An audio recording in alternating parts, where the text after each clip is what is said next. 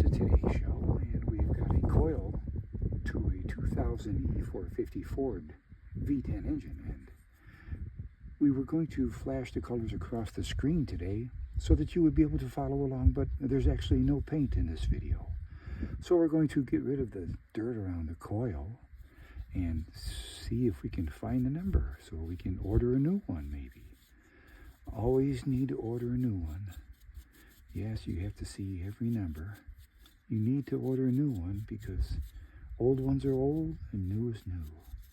And if you do new, you'll be new.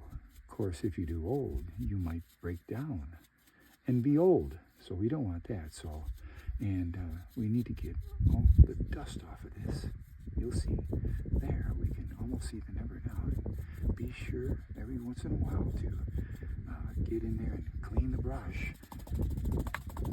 You have to do that because it just continually loads the dust on there. I've experienced that throughout my years of dusting off coils, see. And be sure to get into the spark plug part. The plug goes in there, see? And you must twirl it around. I've learned this throughout the years. Twirl it around and be sure, once again, to clean the brush. Now, when you're all done cleaning the coil, you can call O'Reilly's. And you can say to the young man, "Sir, I need a 3W7E, see? You can see it now. And you probably won't have to buy another brush because they're at Walmart for really cheap, and you probably have a lot of them stored away. A lot of them stored away. Just in your special drawer, stored away. A lot of them.